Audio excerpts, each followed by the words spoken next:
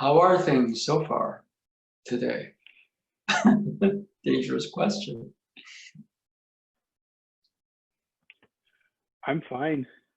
Okay, that's good. That's an accomplishment. Yeah. Okay. Anyway, let's see. Do we have? No, we do. Hello, Bonnie. And we have. Hello, Sensei. I'll Okay. be muted most of the class because it's windy here and to reduce the background noise. Oh, okay, sure. That's fine. Yeah. Okay, no. I'm not almost pressed the end meeting button, but I didn't. Okay, so, all right. No. Okay. What did I do there? Huh? Go this way.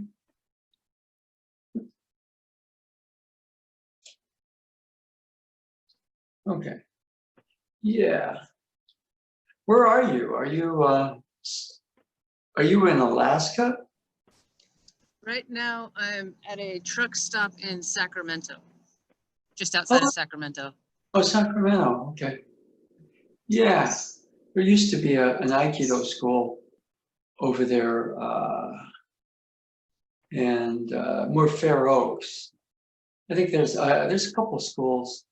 I think there's something River City Aikido still going.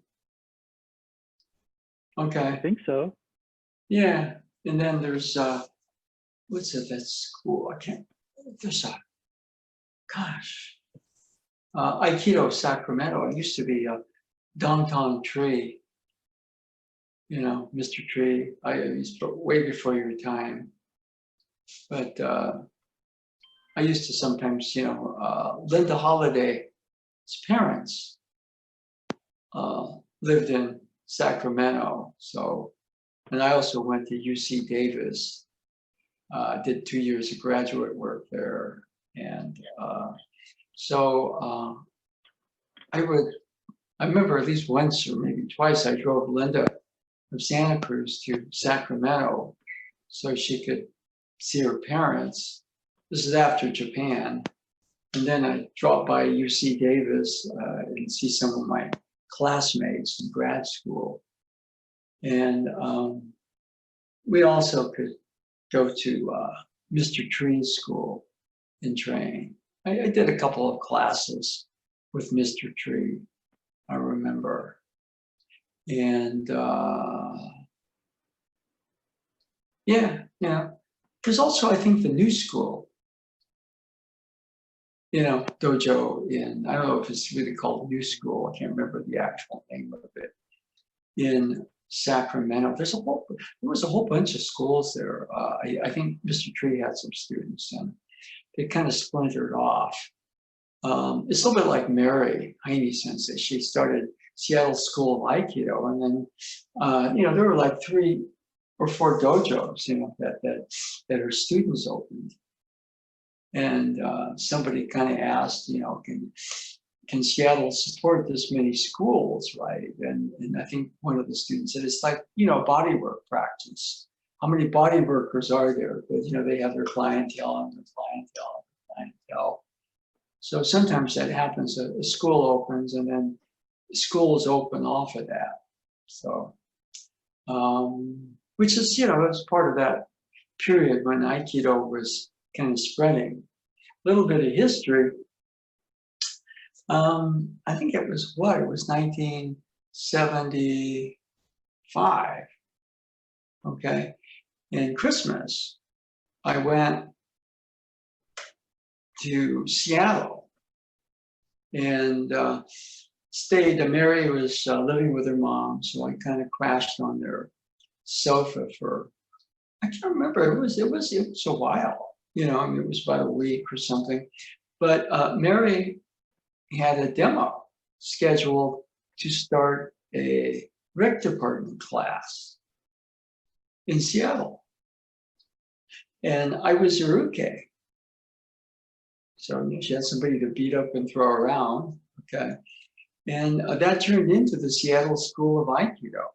She had one rec department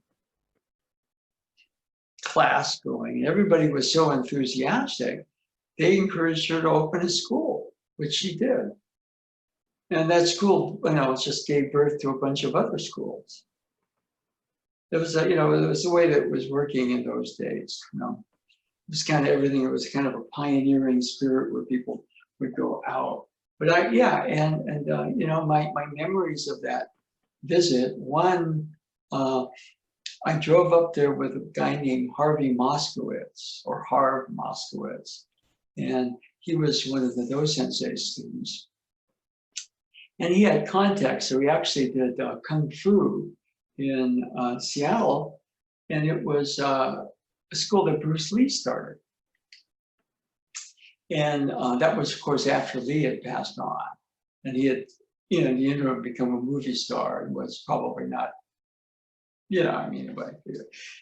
But he, I guess it turned the school over to a man named Taki Kimura, who ran a supermarket.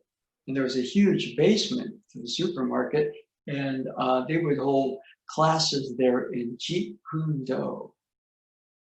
And so Harvey was an Aikido black belt. He was teaching some in Mountain View, and so he drove me up there.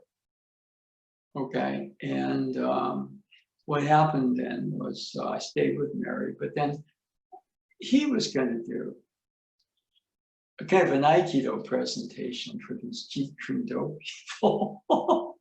Brave man. And so, he brought me along, and that was interesting. I took, it was uke for Mary. I was also uke for Harvey when we made this presentation to these Bruce Lee people.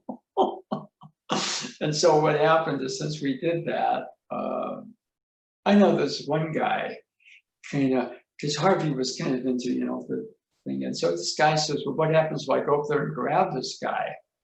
Which means me, and he just put his hand and grabbed my shoulder. And so I did an attempt right to his face, and popped him in the face. She said, what's that got to do with love, peace, and harmony? I said, well, it's simple, direct, and non-classical. In other words, I'm not going to do a flow. I'm just going to go the way of the intercepting fist. So we have a kind of, striking structure on Aikido. And if you just, there's an opening there. So, I'm not going to hurt you, but, boom, I'm going to let you know that, the way we train, that there's a type of a vulnerability if you choose to do that. It's an educational process, not like I'm beating you. And that didn't quite register, but we were there invited back to 2 of their trainings, right? And I remember the first half hour was all push-ups and sit-ups. And I just remember that none of the teachers did the class at that point. It was all, Bruce Lee, Bruce Lee, Bruce Lee. Bruce Lee, run in place for a while, go back on the ground, push-ups. Okay, and so it was interesting, and so I remember that. So the other things I remember, Mary and I went out to see 2 movies. One was 3 Days of the Condor. It was I think it was Robert Redford and Faye Dunaway.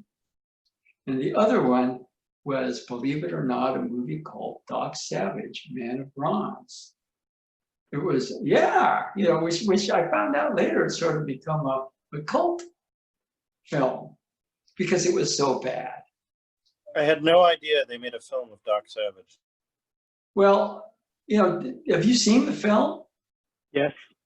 Oh, it's the guy who played the TV Tarzan in the 70s, Ron Ely, they kind of made him, they kind of gave him this orange hue. So, it was like Elle and I were watching it, and her comment was that, oh my God, that's the role model for Donald Trump.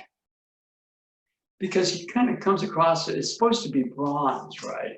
But he comes across as orange. Except man. Doc Savage is intelligent. What? Well, The yeah, character. but it's like, you know, it was you know, one of the critics said that the movie is kind of mixed because they can't really decide whether it's an action film or a camp product, right? Because there would have been Batman, right?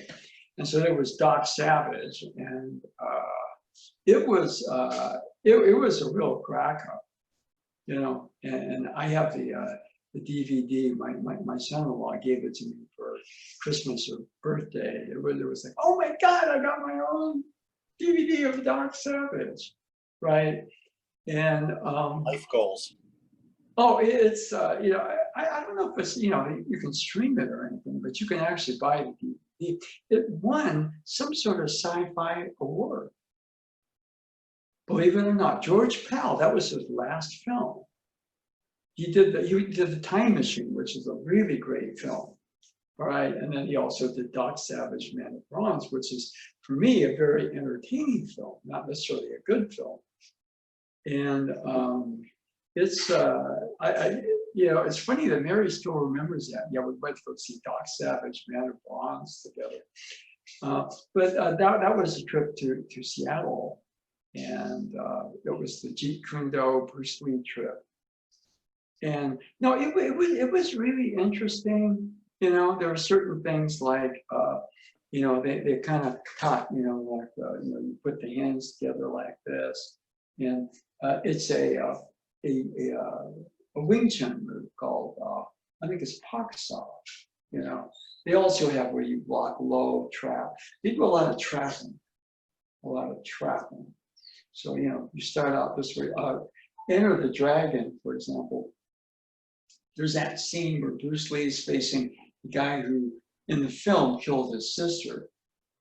And they're this way, and Bruce Lee goes, boom, and hits him. And then he goes again, he does it again. And it's so fast, you don't catch that what he's really doing, he's trapping the guy's hands and then hitting. Boom, boom. And that part of it is, well, it's just interesting. It's interesting to, you know, just look at it because somebody said, you know, if you go look at Enter the Dragon again, you'll kind of see that he does this move, boom, right? Which when I saw it, I oh yeah, he's doing the trick. Doesn't just hit him, he traps and then hits. But boom, it's so fast that you can't see unless you're looking for the trap. And then there's a couple of other moves, like, you know, somebody that's for face, someone's coming at you, you trap a hit, you know. And you know, if someone's coming for the body, you deflect, trap, hit. That's bomb saw. There's one more, and I can't remember it. You know, Black Belt Magazine did some write-up on it. You know, I remember. And so that part of it was interesting. I mean, going there. A lot of Aikido techniques, if you kind of look at it. I mean, the Wing Chun is much more aggressive than Aikido, but you know, somebody, boom, coming for your body. No, you're trapping. You're trapping. Boom. Yeah, you know, Bruce Lee was interesting. Somebody grabs her, he says, you know, don't do a move, stomp on their foot. They'll let go. He was, you know, it was sort of, you know, part of his stuff because, you know, a lot of self-defense moves. But the Aikido, you know, a lot of the Aikido is very atemi-based, if you look at it. If somebody is coming to grab you, you know, where's their vulnerability? If somebody's standing in a non-hanmi, they're vulnerable, you know, in the groin area, boom. So we stand in a hanmi. And a lot of that, if you look at some of the older martial arts, they kind of stand and you see the drawings and everything. But no, you know, the whole thing, especially in Shingu, was that you began to discern, you know, the vulnerabilities in the situation. If you're uke and you grab, you're prepared. to cover in case there's a strike coming. If you are, being grabbed, then the grab can be followed by something, so you can intercept that. So it's not just hit; it's intercept the intention. All right. Then, if you drop your attention to go here, you create the opening. So the awareness, the connection, is constant. Okay. And it's a harmony. It's in that level, it's a martial harmony. Yeah, it's a martial art. There's a point where these days it's sort of gotten away from that. Okay, which is everything evolves, right? Basketball used to be two-hand set shots and sweeping hook shots. And these days, if you tried a two-hand set shot, you couldn't get it off. Or the second you went like this to shoot a sweeping hook shot, somebody would double team you and knock the ball away. It's just a different thing, okay? And Aikido is kind of evolved in maybe a slightly different direction. But in fact, why don't we just head over into the other room and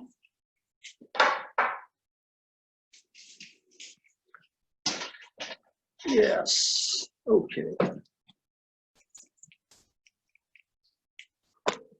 Yeah. Oh, David, could you reverse the screen? Because that way I can see. I'm kind of in a little tiny screen. You're going to have to do it today because I'm not the host. Oh, really? It's Friday. Now, could you? Okay. Oh, that's right. Okay. So could you explain to me what I need to do again? Do you have the little pictures across the top or on the side? Well, I can go that way. Okay. Okay. You So need to now, say spotlight. You need to pick your picture and say spotlight. okay. Now, how come I'm going this way and all those pictures? Okay. Let's try this one. Okay.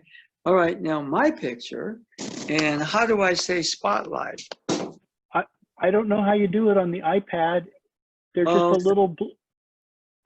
Well, let's see. Right now, okay, that's there. Okay. Now, more recording. Okay. We have more. Okay,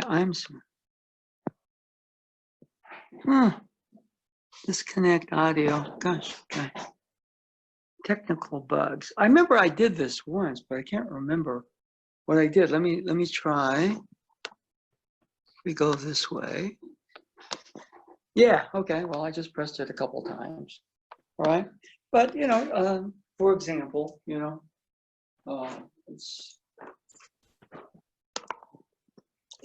we can use the narrow. Okay. For example, if I'm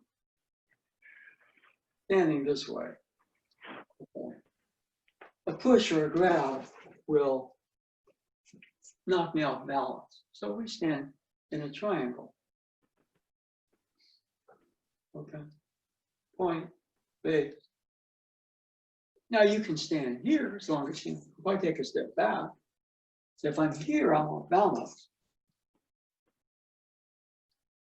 Right? And the triangle is not just feet, but there's a little turn to the body. See, if I'm like this, there's a vulnerability here, like a lot of karate. There's this. Bruce Lee kind of stood in a kind of a, wasn't quite a hanmi because that forward foot, he didn't want to take a blow right here. So he would say, okay, you've got this to cushion you. So he was kind of more from that sort of thing. But the hanmi in Aikido is not a ready position for fighting, right? But you see, what I'm doing right here is I'm also, decreasing the areas of vulnerability. For example, somebody is going to push you; they're not going to come from the shoulder or grab you. They're going to do something a bit more central. But if you're standing here, it's harder to do. So this exposes the shoulder. And if they come into you, then you say they're making an extra move. But just by standing here, okay? Now somebody coming for that motion can Right. Not just stepping back because somebody on this end may come to grab 1, 2.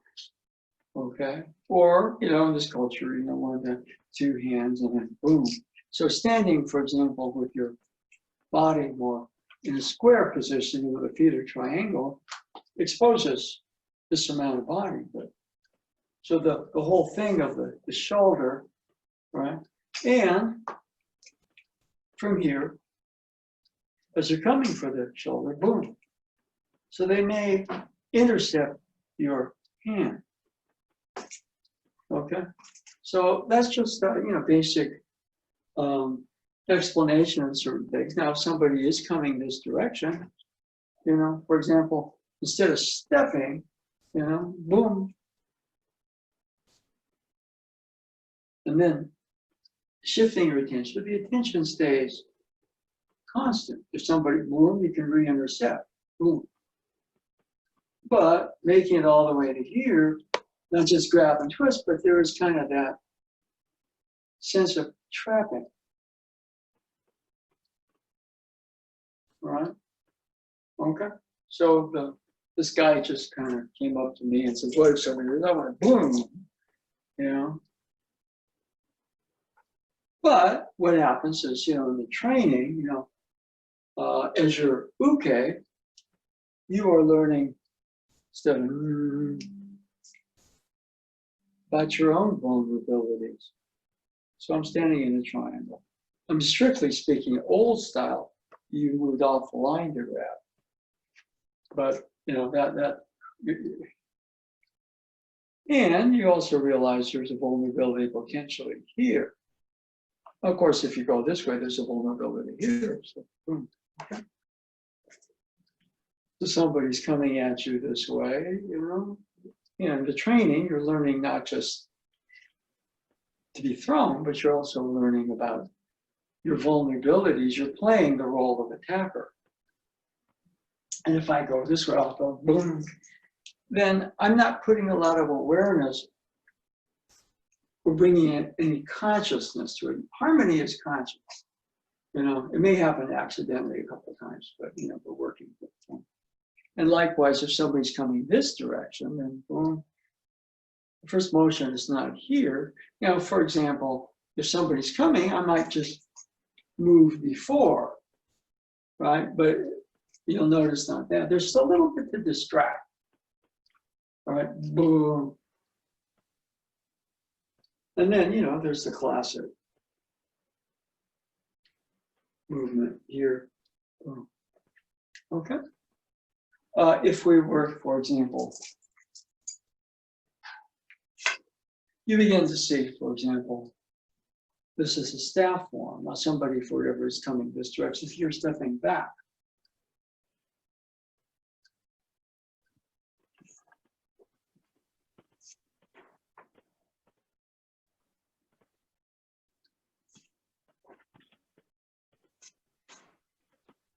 But you see how, the body expresses it a little different.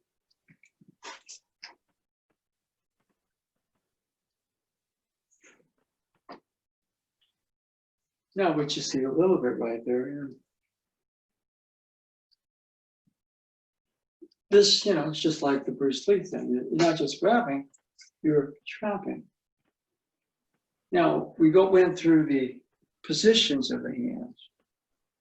Ikkyo, Nikkyo, Sankyo, Yonkyo. Okay, now there's a little bit of overlap because in some sense, the Yonkyo motion is a trapping motion. And what we were saying is Nikkyo, when it comes to grab, boom, is a containment motion. So trapping your energies. All right, tomorrow you might, or I might see them from a slightly different angle, give them a different name. Okay, and in some sense, there's trapping in containment, and then there's containment in trapping. Those are energies. If you learn the form, all right.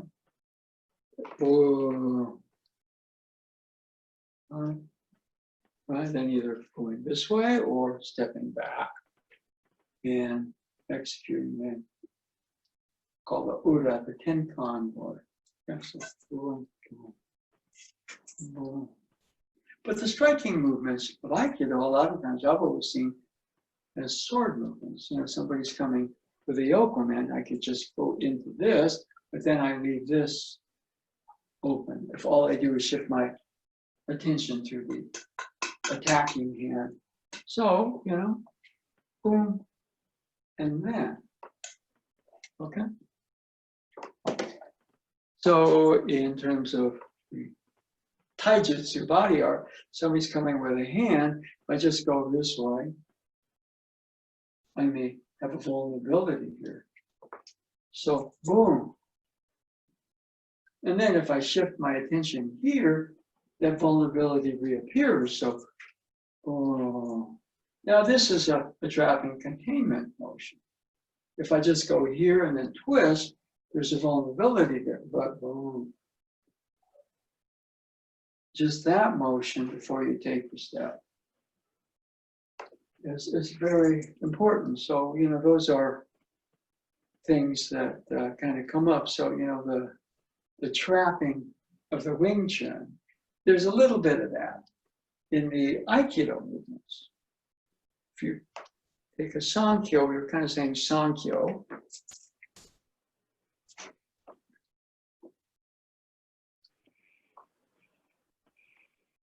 Those things. Well, you know, I've got the Sankyo here, position hand.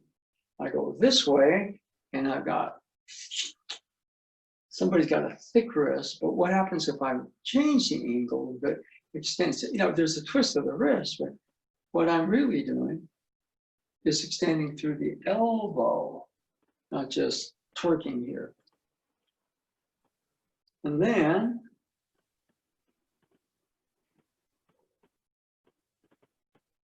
take down.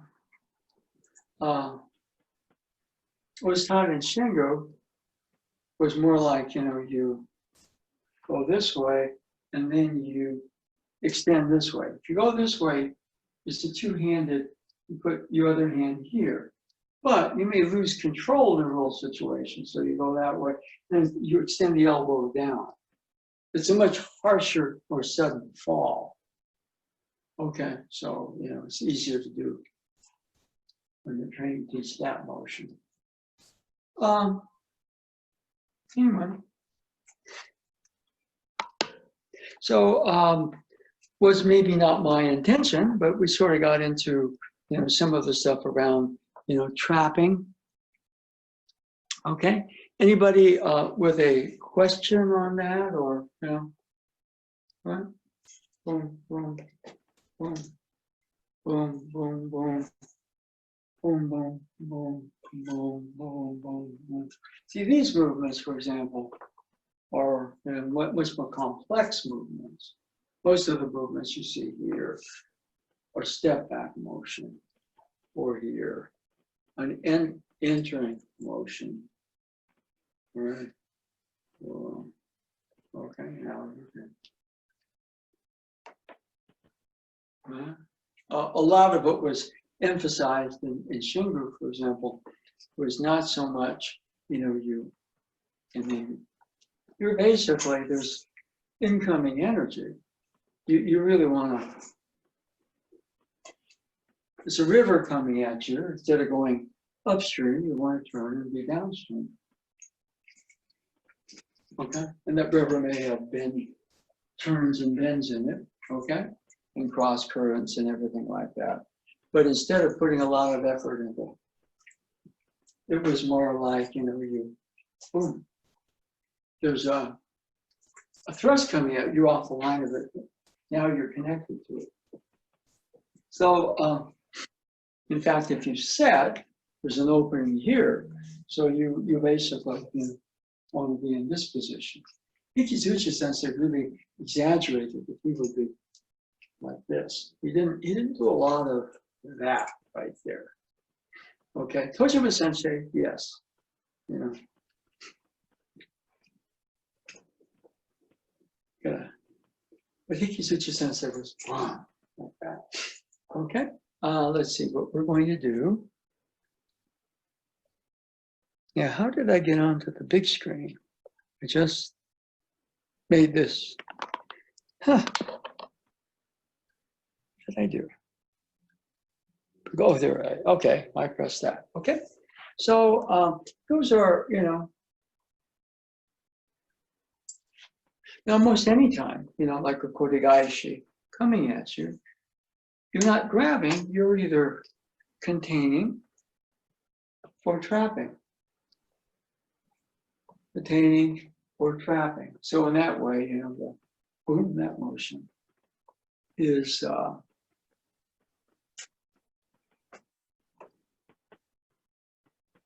but there's the techniques themselves, the way Tojima Sensei explained it, is that you're exploring a kind of a martial harmony. And so you're creating that martial harmony and teaching each other at the same time about the vulnerabilities within that martial harmony. If I drop my attention here, boom. So, cover that motion. Okay? That's not so much emphasized today. Okay? But in Shingu, there was, you every day, you basically, you go to the dojo, sleep, boom, you get popped. It was kind of like getting whacked by the Zen teacher. Okay, all right. So let me see. Anybody? Guess that works there. Anybody with a question or comment? Anything you'd like? Maybe taking that perspective. Anything you would be interested in exploring, like a technique, kaiten nage or whatever, All right. The depending on what when you read it, Osensei seemed to indicate Aikido was 70 to 90% strikes.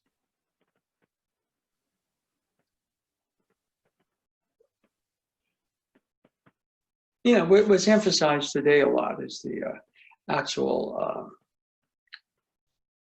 the techniques and throws. But, the actual, a lot of Aikido really is a striking art. In fact, one time, Linda Holliday and we were teaching English at a hotel, luxury hotel, and they were training people so that luxury hotel was going to branch out into Tokyo. And so we were teaching the employees in Tokyo to be, how should I put it, to be able to speak some English. So, we were there and we were just practicing, the Aikido movements, and without throws, just in this lounge area. So this one guy comes up and said, "What style of karate do you two do?" Because we were punching, right? And we said, "Well, no, that's not karate, it's Aikido." And there's sometimes a public conception that you don't hit. But, there's a point where one way of looking at it, you really want to make sure that the openings, if it's a martial harmony, okay, then there's a balance of two forces, uke, nage. And if one's kind of flawed, then the point here is to wake up, educate each other. Even somebody that's quite good, might have an opening because it's an ongoing practice, all right? And therefore the atemi become a type of teaching tool, right? And so let's go back. Now, for example, all of these movements, right? These are more what I call the fire-water changes. But, these movements just boom, there's a point there, or boom, boom, there's a point there. And a lot of the movements, you're like, for example, I do this sort of motion, Well, there are a couple of attackers, 1, 2, 3, 4. And that's seen as a flow movement. Boom, boom, boom, boom, boom, boom. All right, but 1, 2, 1, 2, 1, 2, 3, 4, boom, boom. Each of those, boom, boom, boom, boom, boom, boom, boom, boom. So you have spiritually a spear, and you're surrounded by a bunch of attackers. The spear is mainly that, or maybe even that motion. But if you start to turn the spear like that, they may be discouraged, come into a sharp point. So right here, your hand is your spear. Now, in this motion, this is the thrusting motion of the spear in an Ikkyo form. Right here, if I'm going to end in Ikkyo, you see how the thumb rotates? So it becomes like this. And this hand goes actually this way. If I decide to step back or turn, I contain at the wrist. That becomes Nikkyo, right? Nikkyo. So we went through a little bit how the Ikkyo, Nikkyo, Sankyo, Yonkyo, Gokyo movements of the staff, Ikkyo, Nikkyo, Sankyo, Yonkyo, Gokyo, boom. Those movements. Okay?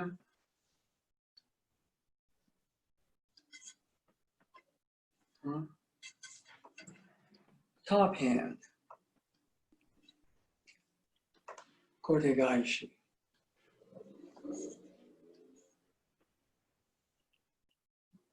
Bottom hand, Shihonage.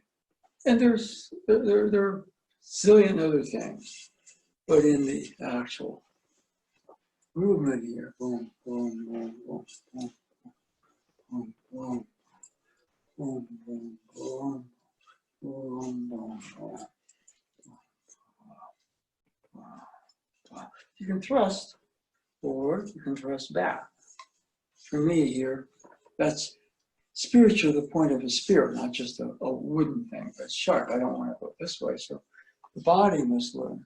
It's almost like your staff becomes a nuke. Boom. Body learns to be conscious of that. That's why I like to see the staff movements of Aikido more as spear movements as opposed to just pure staff. Anyway, anybody with a question on that at all? Just Actually, sort of more than a question. sure. Kind of a statement and a question. And Sure. so, you know, when I was in my 20s, I was teaching karate. Sure. And I spent a lot of time, first as a karate student, then as a karate sensei, and then as an Aikido student, which was simultaneous with the latter, thinking about openings. Okay, sure. And the meaning of openings. Like my karate sensei used to do this thing where he, when you sparred him, he would do this. He would go, right? Like he would present his face as an opening. And if you went for it, he would beat the crap out of you, you know, with pads, of course. Yeah. But you know, there was a strong sense that is, you know, I feel it is impossible to control all open, to cover everything all the time. You're choosing what openings to present to your partner, and sometimes that opening is, you know, if you're sparring karate, the opening is you then grab or kick or punch or whatever, and you know, when the opponent goes for the opening, because that's an opponent, then you use the opening that you knew they would create when you created that opening and they went for it, right? Yeah. But In Aikido, it seems like, well, when we're in class and we're doing a structure, then there's the unintentional openings that we all have as students when we're learning. And that's when your uke or whoever conks you, because that's an unintended opening. But then in order for the movement dynamic to begin, there has to be an intentional opening, right? Yeah. Because the intentional opening allows for the uke to come in and allows for the ateme and allows for the counter move and allows for the dance. Yeah. So it seems to me that the thing is to be conscious of where your openings are and make your openings conscious, and conscious of where your opponent's key is with relation to your openings, right? Like you're bringing their key to your openings on purpose, and then you're doing something creative with that kinetic energy. Yeah, pretty much. Pretty much. Okay. Yeah. Yeah. So there's a. Let me kind of go back here. There's a sketch. It's of Miyamoto Musashi, and he had the two sword style, right? And the sketch, apparently, Mary translated for me, is called Happo Yabure. And he's not standing like he's the god of swordmanship. He's standing kind of like this. Don't look like much. But it's titled Happo Yabure. Happo is 8 directions. Yabure, no opening.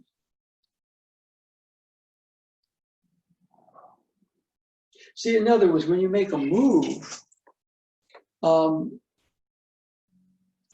you are becoming conscious of where openings are. But the ideal state is your consciousness is present in a way. That's something that we aspire to. So like no openings in consciousness.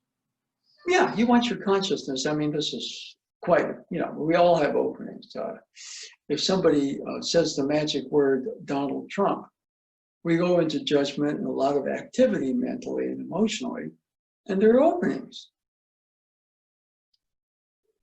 That's why a lot of times, somebody will tell you, just you want to be more like Star Trek, you want to be more like Mr. Spock or Data, which means a little bit like they basically have control to some degree over being overly emotional. In Spock's case, he has emotions, he just has a Vulcan side. But, be able to see things both logically and emotionally, it's difficult. You may have everything, but if emotionally you're a little unsettled in an encounter, or even in an Aikido class, it shows in your movement. That's why, we're not a sparring art. Somebody says, what would you do in a competition against ... And one way of looking at it is we're the part of a team that plays defense. So if we don't have an offense, we're going to lose in a competition, aren't we? But what's interesting is a lot of times in sports, your defense becomes offense. The better your defense is, the less you have to deal with how the other team is outscoring you. And if they make mistakes, your defense turns into offense. Okay, so the same thing with Aikido. Somebody says, oh no, how are you going to do it? We're geared on more defensive mode, so we're going to lose. So yeah. On the other hand, if you're overly aggressive, win, you oftentimes, that's an opening too. That is also an opening. So, Miyamoto Musashi kind of had this two sword style, and he's standing kind of, you know, like I'm standing like this. Because if you stand a little too like this, everybody goes. But if you stand like this, you know, you're very unprepossessing. I mean, literally. I mean, it's like it's more like that, not or anything. Okay. Musashi was into winning. I mean, it was kind of, I mean, obviously, because he fought life and death matches. And he managed to die, I mean, of natural causes. I mean, he died, I think, in his 50s, which means he didn't live very long. But on the other hand, was he ever beaten? Yeah, who knows? You know, I don't think they kept scores in those days, you know, but he was alive at the end, all right? And so, anyway, anybody else with a question or statement or comment on that? So just covering, you know, some of the things that we've been doing, Aikido movements. Okay. Anybody? We're talking about openings and motion. We go in a variety of different places, all right? Anybody? Okay. Yeah, my favorite samurai hero. He was facing somebody.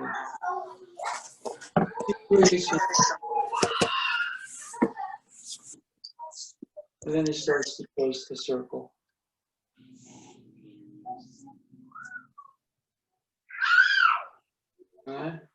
And what he does, you know, he's facing somebody, and he usually tells them, you know, before that circle is completed, you're going to be dead. And you will fall. And that usually what that does is it really pisses the other person off. They get overly aggressive, right? And so he gets overly in and says, okay, I disrespect you so much. That he does, the other person is starting from a set point, to be anger or something, and he's already in motion.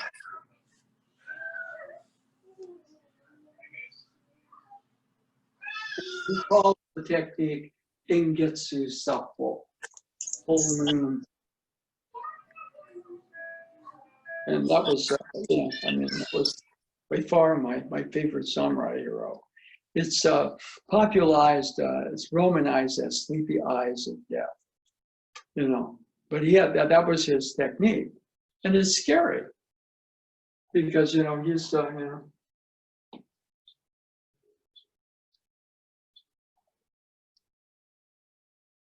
and I don't have the special effects, but the sword starts to move in strobe images. Okay, so that part of it, you know, that again is, you know, I mean, if you look at it one level, I mean, it's horrible because, you know, you're in an on guard position. But then, you know, look at all the openings here. But, and he clicks the sword. But he's already in motion when the attacker is not. And so, you know, usually what he tends to do, he sidesteps. But, you know, it really depends on boom, boom. So it's, you know, it initiates him as being the person who receives the attack, right? And so, I mean, you know, would that work? You know, I mean, I don't know. But it's a fascinating thing because, you know, it kind of has this ability to kind of mesmerize. He's so calm,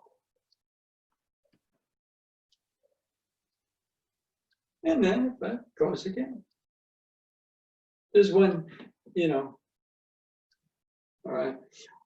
He's scouted by a bunch of guys, said, how are we going to kill this guy? Because that's the whole thing.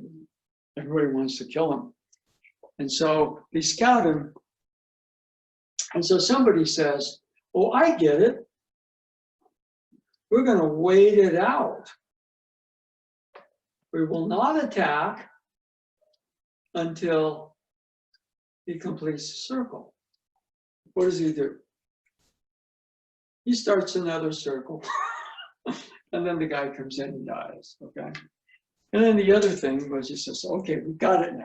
We're going to attack him before he does this. The guy dies and this guy dies. All right, so there's a point where, the form, the full moon form in Getsu Sappo is a lot about the consciousness, what's an opening. And one time, that was one of the films, he, I think it was a young woman he was protecting. She gets killed. And so he actually goes out there against the whole army. He decimates, he's like Elric of Melniboné with Stormbringer. He decimates armies. And so he goes out there and he says, for the first time in my whole life, Yamuri Kyoshiro will initiate. I'm not going to wait here. And of course, he decimates the army because he's really, in his own way, he knows he's pissed off because this woman that he was protecting is killed by these really bad people. Okay? And so, but his whole thing was,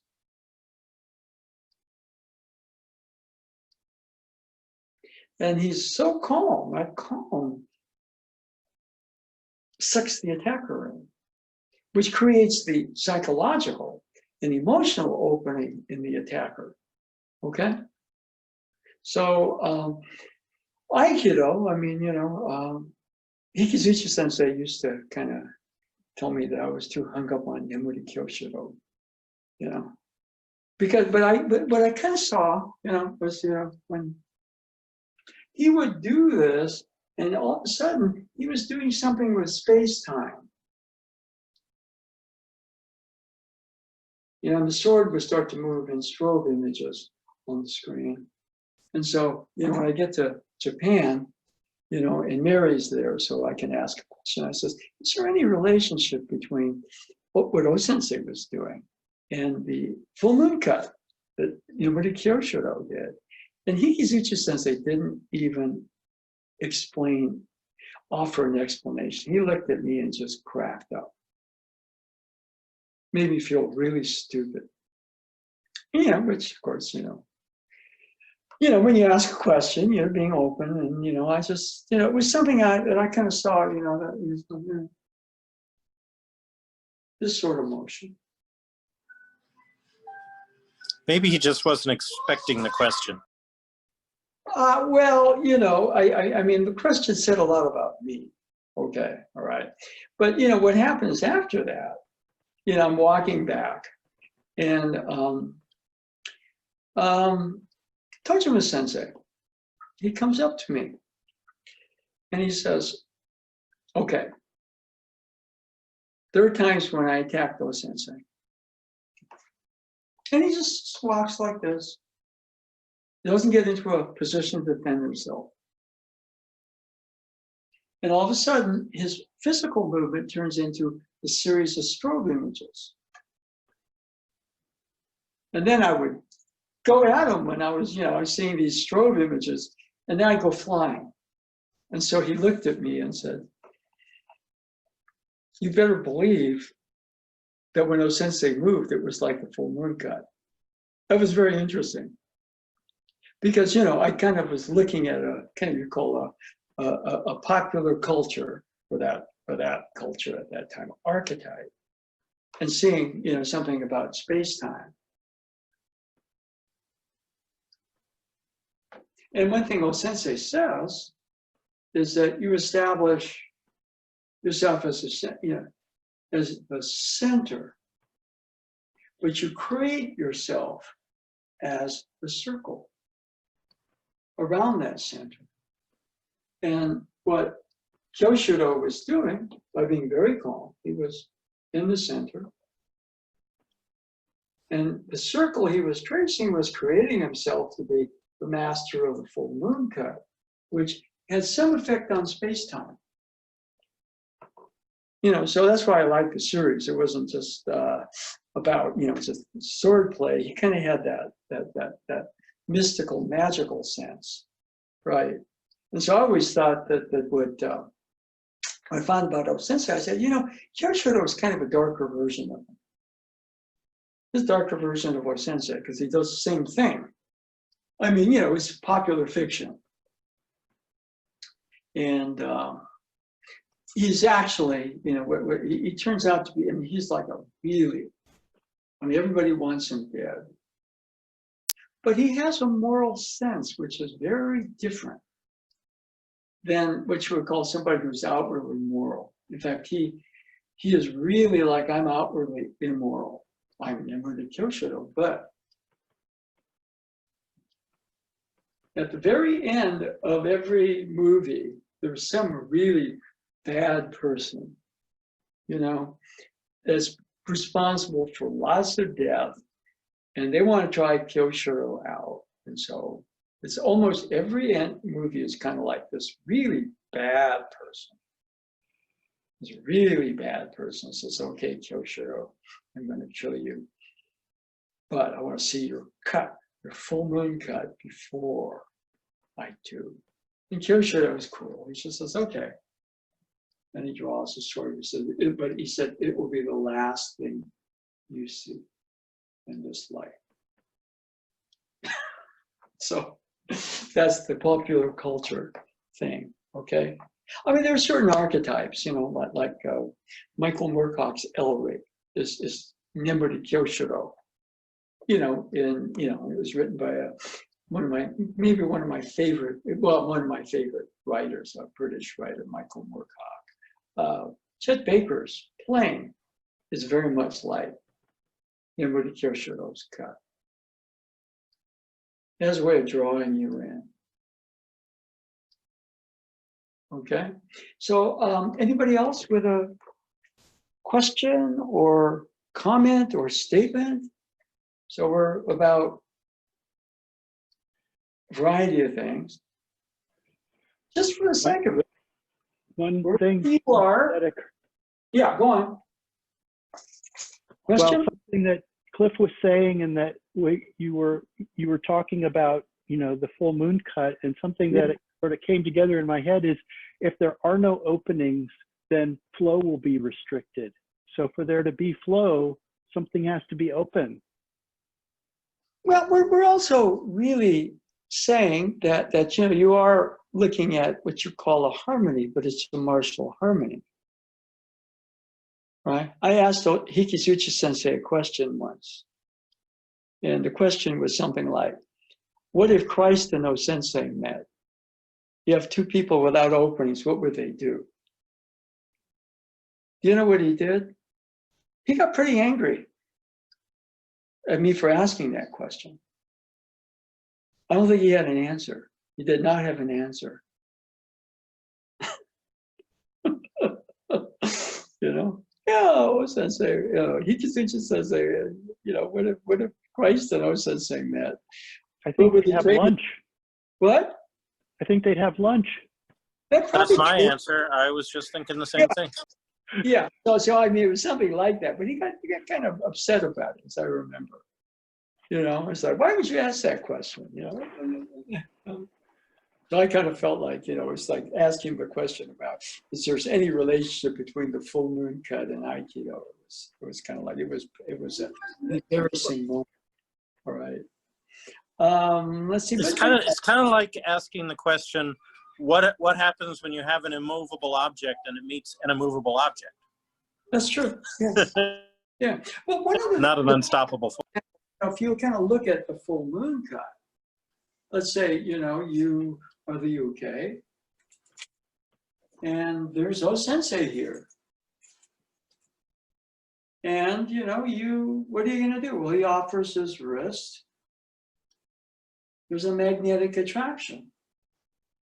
But the wrist is a part of a circle forming. And you go, kaboom! Okay? Or, you know, there's O Sensei, and then you are going to attack O Sensei, and, you know, he kind of presents himself with a kind of a magnetic pull, very calm, alive, not fixated on anything. And so the circle has already started. And then as you come in, you see the circle, you know. Well, one, the circle can run this way. And you go flying that way. Or conversely, the circle can come this way. And he may. And then your feet go flying. So that's kind of what I saw, you know, with the full moon cut. And O Sensei, it's like all of a sudden, you know, he would be standing kind of in that magnetic place, so very calm. Right? And, you know, Kyoshido would talk about death and justice. And O Sensei would talk about love and harmony. As I said, Kyoshido was a type of a negative or a dark version of O Sensei in popular fiction. Right? And if you were actually, anybody else would equate Nimuri Kyoshido to O Sensei in any way, you could probably offend some people. But I remember in some of the early Santa Cruz retreats with Ano Sensei, Linda would ask me, because he would stay over at one of her students' places, so could you stay over with him one night? You know, just in case you need something more. I said, sure. And so what it was is I would bring Nimuri Kyoshido videos, and we would watch Nimuri Kyoshido together. You know, and he would joke, you know, he said, well, Jack, I'm going to get out there tomorrow and start the class with a full moon cut. I said, good. He laughed because he didn't do it. But, you know, there's an area, you know, when you were watching him watch the film, you could see there were wheels turning, you know?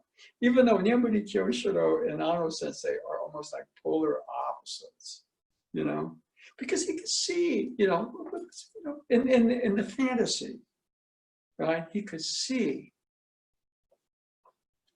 Oh, there's a circle forming, almost, yeah, the circle is already forming. The circle, you know, in Aikido, what you're creating is harmony. In the Kyoshido films, the full moon cut was about death and justice. You know, very dark, you know, very dark, right? And the people that he killed with it were really bad. I mean, like disgusting, you know, use people, you know, just socially, you know, in positions of power that literally shouldn't exist, you know, and they were responding. And so at the very end, this guy says, okay, you want to see my cut, but it will be the last thing you see. Okay, I just thought, just for the heck of it, let's try it. So what I'd like you to do, you can do this with a Joe. There's one really weird thing where he has a spear, not a sword. And he starts to, and I asked Robert Frazier, I said, what's that about? Because, you know, he was a Kyoshido fan too. He said, I don't know. He's just doing the full moon cut with a spear, okay? But this is my right hand. This is my left hand. I'm in a right posture. This is your on guard position with the sword. Now, you don't just drop the sword, but you. And there's a certain area where right here, you are in a place of very calm magnetism. And what's going on out there is usually total anger, chaos, evil. And you're kind of standing in that place of positive magnetism. And that's causing what's going on out there to get even more evil. And then, you take the sword and I'm turning the non-cutting side to my left. And from the left, you start tracing a circle to the right. And right here, it goes to here. And if nothing happens, you click it. There's always that click with the tuba guard. You start tracing the circle again.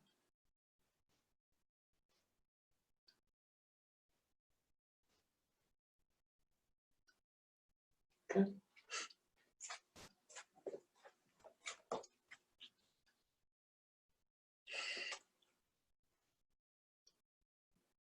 There's a video, in fact, it was the very first video I put on YouTube of Harry Concepcion Sensei and I doing the full moon cut. I'll post it. I'll post it on Facebook. Any observations about doing that motion? Since they said, establish yourself as the center, present, calm, create yourself as the circle. And what Kyoshido was creating was the magic swordsman. Okay, right? Who can alter space-time. That's my number one, that's one of my major archetypes, whether it's Nibbudi Kyoshido or Chet Baker, he played the horn. Kyoshido, was unorthodox. Baker played the horn. He didn't do this so much. He would cross his legs, sit in a chair, and it kind of formed more of a sphere. And he would play kind of this sort of, sometimes real sleepy, magnetic sounds, just like Kyoshido's draw. Right. Right. And Elric, the sword and sorcery character, he has the sword, that basically a Stormbringer. But he himself is very lot like Kyoshido. So, I always thought that Kyoshido and Elric were the same archetype. Anyway, any questions or observations on tracing the circle? Anybody? I was just, the whole time I was in the circle, I was thinking, what if they attack here? What if they attack here? What if they attack here? So like at any moment moving into a more, kinetic stance, right? Well, see, the thing is, you are starting the movement.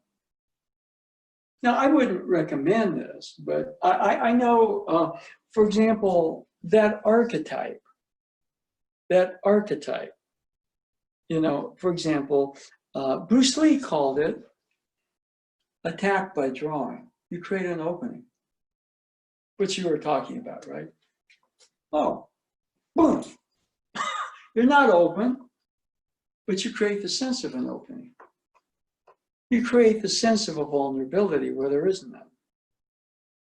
Okay, I know that's Elric is an albino. He's pretty small. I mean, he's pretty thin. But he has this sword that feeds him. He kills somebody. They're usually bad people, by the way. But he has a habit of killing his lovers. His soulmates. You're Elric's soulmate. You're going to die, and the sword is going to suck your soul out. It's one of the recurring archetypes or leitmotifs in the Burkhardt books. But okay, anybody else with a statement, question, observation when you're tracing this circle? Anything? Sensei, just one side note, with art, drawing a pure circle is one of the hardest things I've found to do. So I felt when we were doing it with the Joe or the Boken, it's I could feel in my own body the places where I needed to work on my internal circle. So Okay, yeah. In fact, you know, yesterday, Nadeau Sensei and I, we had a phone conversation. I got the date confused. I thought it was Thursday, I guess it was Tuesday. So I gave him a call. It's probably shocked him. But we started talking about stuff. And I came up with this. You got 3 circles. One circle is force A, can be yin or yang or fire or water or whatever. The other circle is its opposite. If the first circle is yin, it's yang. If the first circle is water, it's fire. You know, you can go into to masculine, feminine, but not necessarily in a gender way. Light, dark. Okay? And there's a third circle called self. And so I arranged it where one circle overlaps with the other circle. Those are like the pair, right? And then the self is down here, and you have that area where all 3 intersect. And then I filled it in with ink. And I said, that's what you mean by the character. You have 2 forces. They create a character. Father, mother, child, whatever. But you also have the larger sense of self or spirit or soul. And so we were kind of going 1, 2, 3. And then this morning I drew it different. I drew 1, 2. There's that overlap field. And self is the larger circle around both of them. So the 2 internal circles overlapping in self. And so that overlap area is what I said, well, that's what you mean by the character. But the self is much more inclusive.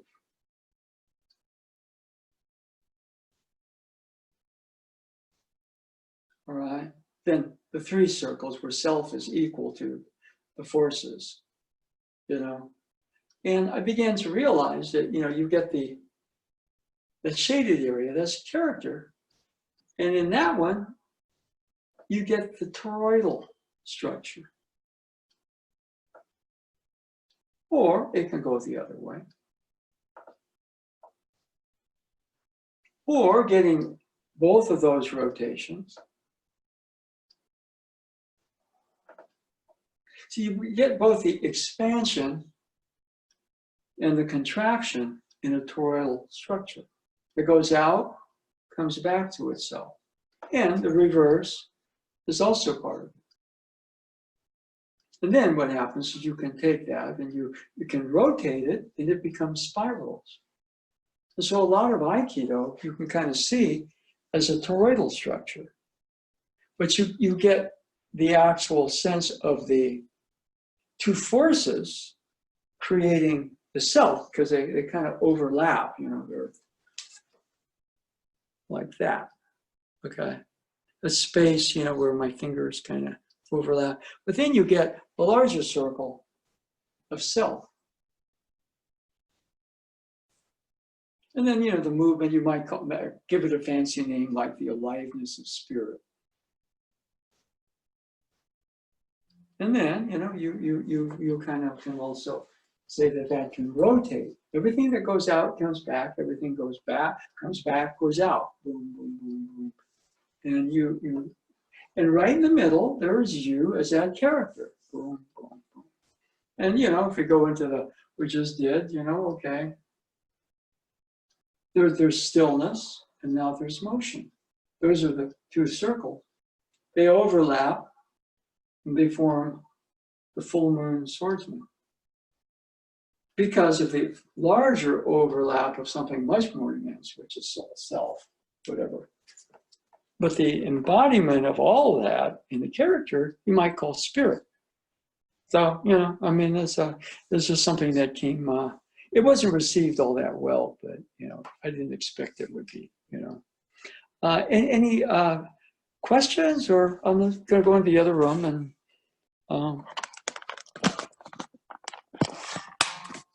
yeah. Okay, let's take the clock.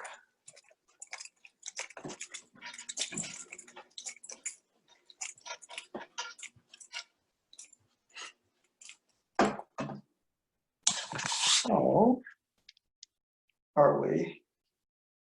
I managed to come in here without the stand for some reason. Okay, which is not going to play well. So we will reposition this. Okay. And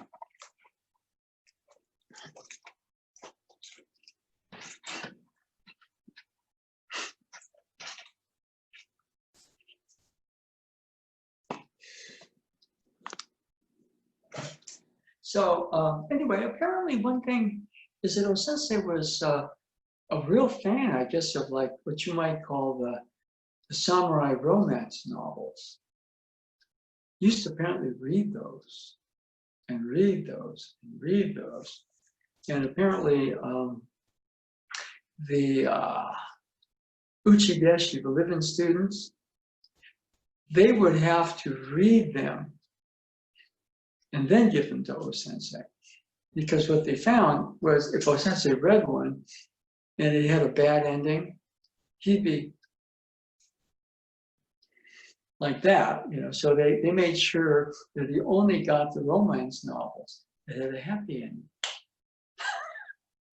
And apparently that's true. Now I have no idea whether O-sensei thought anything about the Full Moon Swordsman, but I'm sure, you know, the character was actually a fictional character written by I think his name was Shibata Rinzaburo. So, you know, it's very possible that he read the Yamada Kyoshiro stories. And I just find it fascinating to think that in Japan there are romance novels with unhappy endings. oh, this is the story Robert Fraser told me, was that he is in Iwama with O-sensei, and they're watching TV together, which is probably quite an experience, right? With O-sensei, and you're watching TV. And they watch a bunch of these samurai cut-ups, right? You know, people dying, you know, one hero just decimating an army, you know, that sort of stuff. It's about the hero, right? And then there's a Western. You know, a Western comes on. It's not Japanese. It's probably an American film. I don't know what the film was. But what happens is it's a much more complex film. And there's one guy who is he's both good and evil. Even though maybe, you know, he's seen for most of the film as being evil, you know, or on the side of evil. At the end, he kind of redeems himself, but he dies. He dies in the film. So, you know, you start to go, oh, you know, this guy, but then he has a kind of an awakening, you know, and he starts, you know, he kind of sees something and he kind of puts himself right on the path again, and then he dies. And apparently, according to Robert Fraser, O-sensei gets really upset. And he looks at Robert Fraser, and they've been watching all these Japanese stylized cut up films or TV shows. And he looks at Robert Fraser and said, that's a problem with the West, too much violence. And Robert Fraser he's kind of blown away by it. that, basically what happens is, the Jidai Geki, the Chanbara, the regular, samurai fare on there. It's just okay. It's just, that's what they do. But then he watches this Western film, which is psychologically more complex.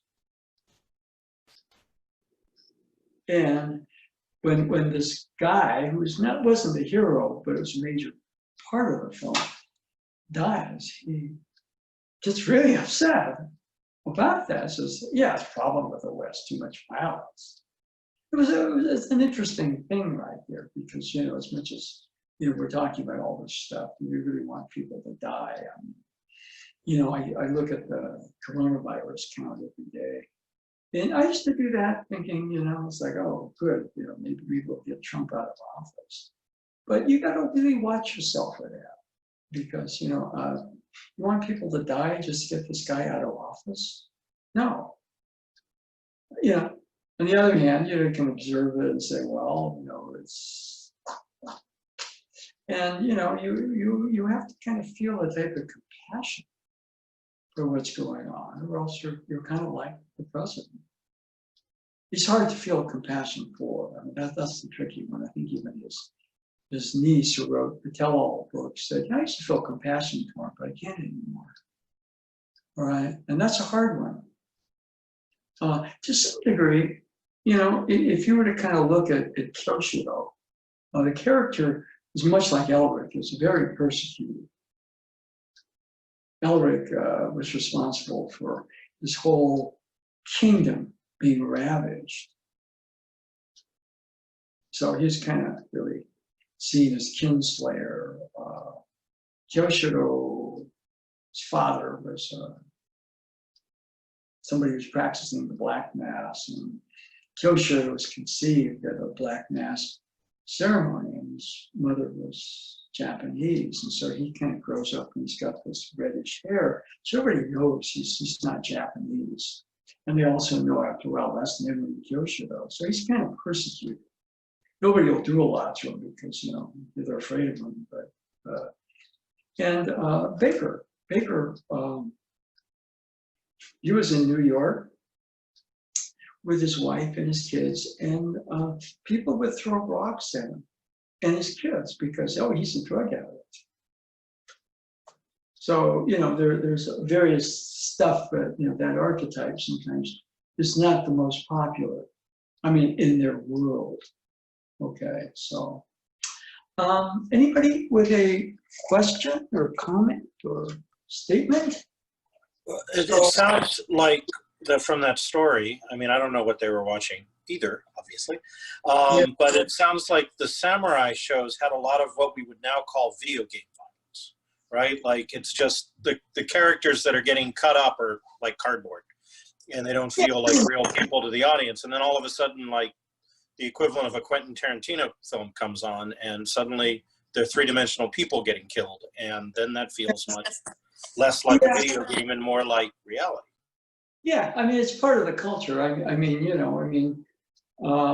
used to watch that stuff. One of the more entertaining shows, which I've always wanted to kind of watch again, and have never been able to trace down, was called Onna no Beninosuke.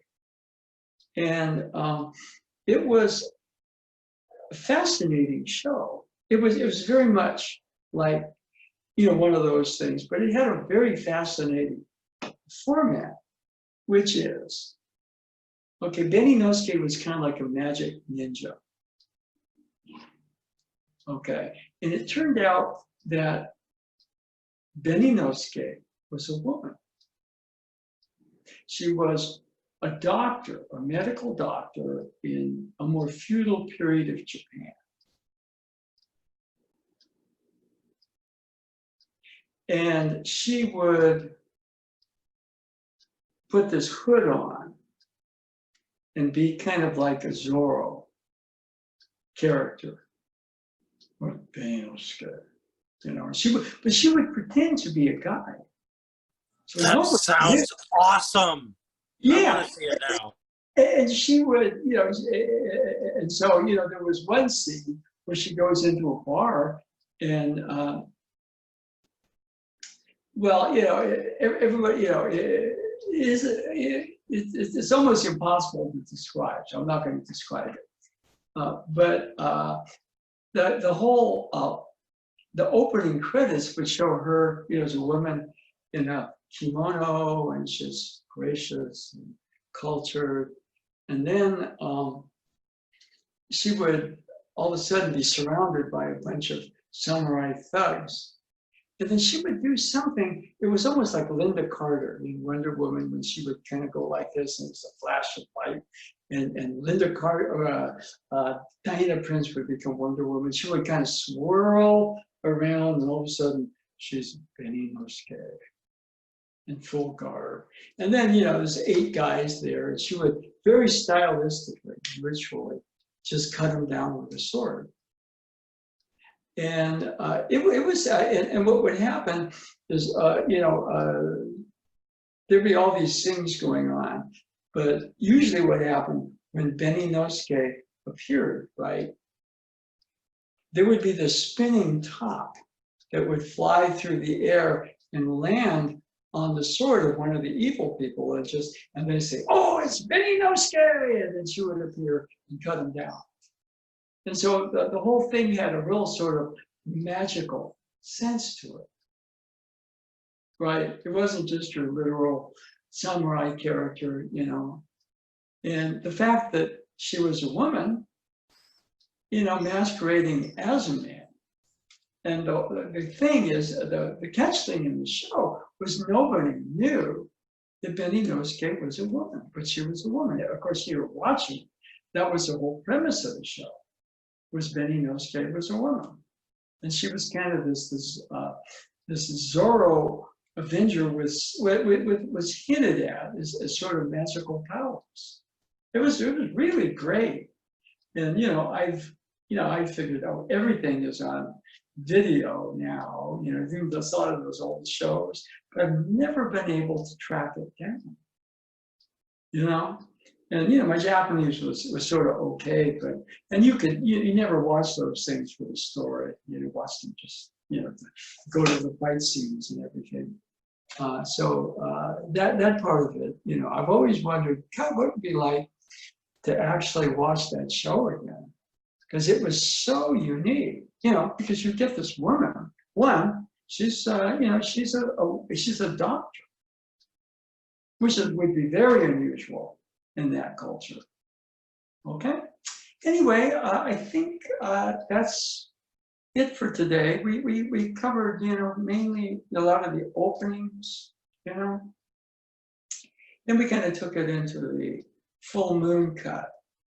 See, I've always thought, this is mainly me. When Tojima Sensei was kind of one of my favorite people or teachers, was that, it was almost to understand my question.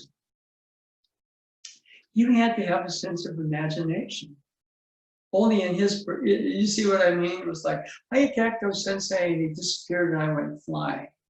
But Tojima Sensei said, no. When he moved, it was like the full moon cut. And so I went, oh, okay. So anyway, that's it for today. So thank you for tuning in. Okay, and we will go here.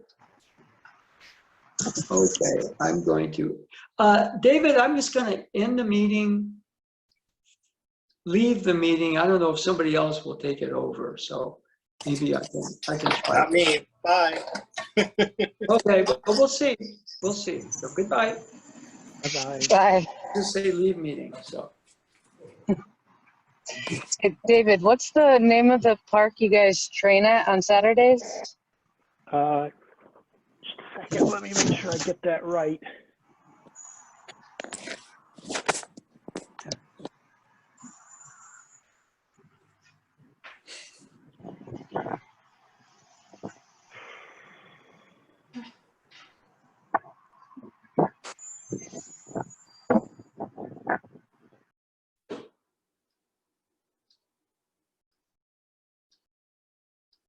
Starts with a B.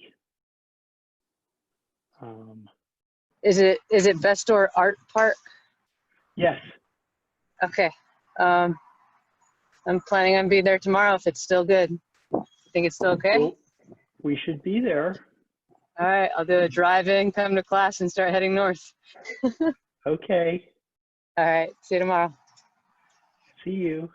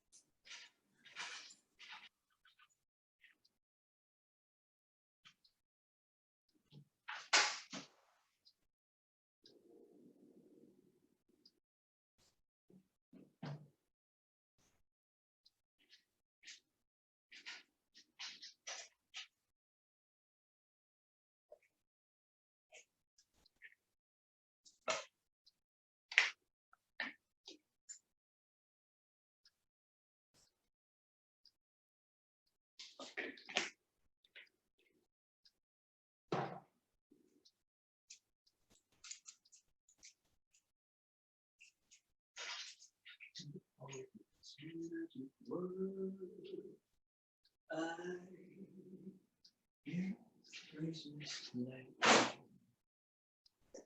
in the trees above. One small way let's sleep.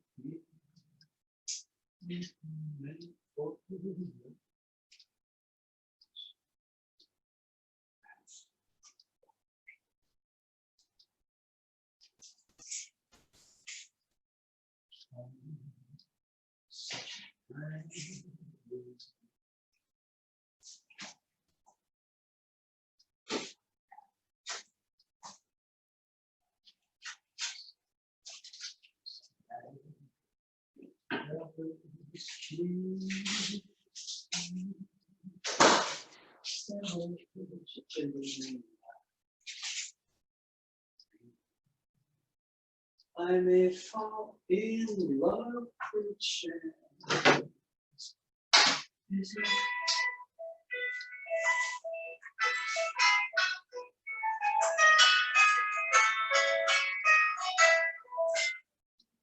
Yeah. Oh.